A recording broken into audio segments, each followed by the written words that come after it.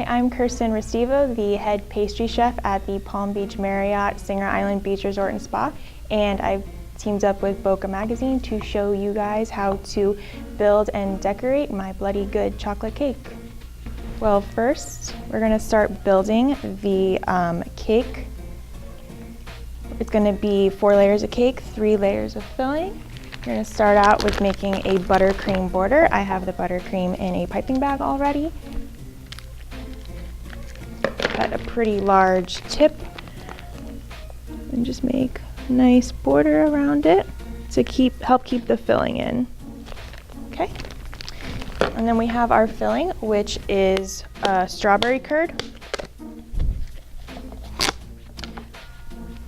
About 1 cup to 1 1/4 cups of filling per cake layer.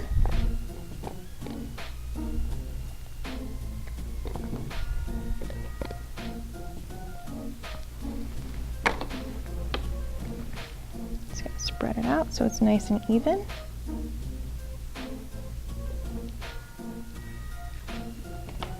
And start it again with the second layer. And you're just going to do this all the way up until you have the 4 layers of cake and 3 layers of filling.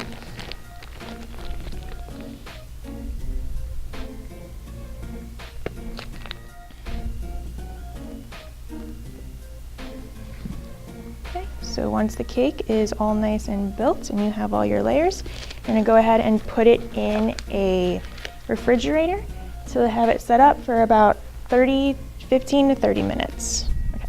So the next step I'm going to show you is how to ice the cake. So we have the black buttercream in a piping bag, and I'm just going to pipe it around the whole bottom half of the cake. A good amount so that when we go to scrape it off, the cake won't show through the buttercream. Okay. So then once you're done with the black, then you're going to grab the dark gray and you're going to go up the rest of the cake.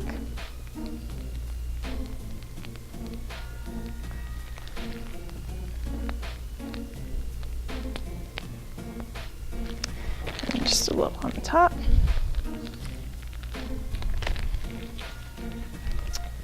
All right, so then once that's done, you're gonna grab your offset spatula and just start spreading it out. Like start on the top.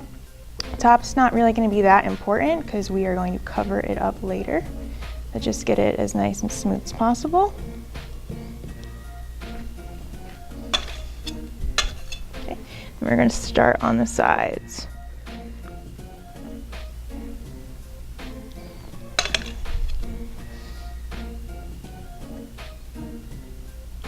I like to go around one time, just smoothing it out, and then any pockets that we have there, we can take some more buttercream that we have in our piping bags and just go back and pipe that in.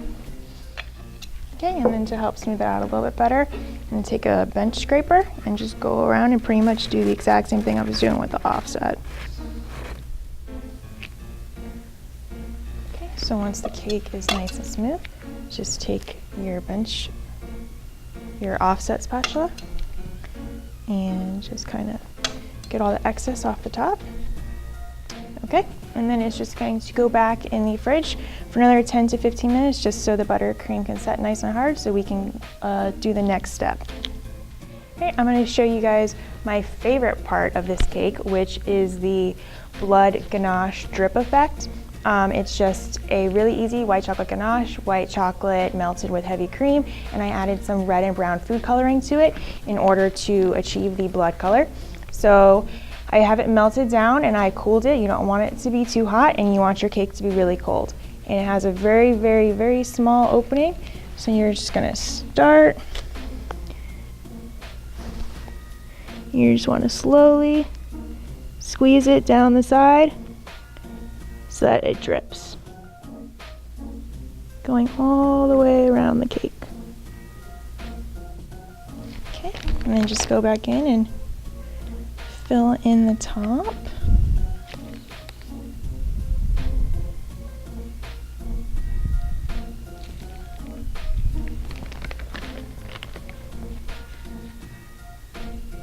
Right, and then the next part I'm going to show you guys is how to pipe the spider web on top. I'm using a parchment piping bag, but if you guys don't know how to make one or don't have access to it, you can also use a Ziploc bag and cut a fairly small, but not that small size opening so you can squeeze the spider web out. What is going to make the spider web is a black coating chocolate, which you can find at Michael's or any other craft store. So I'm just going to start by drawing a line in the center.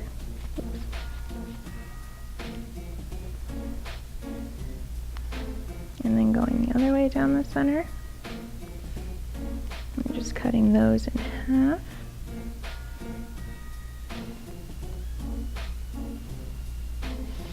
Right, and then once you have that, then you go ahead.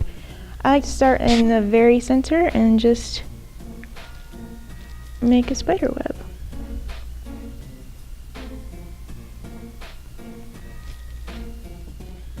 And I like to take it all the way out, all the way to the edge of the cake, but you can stop whenever you like your design.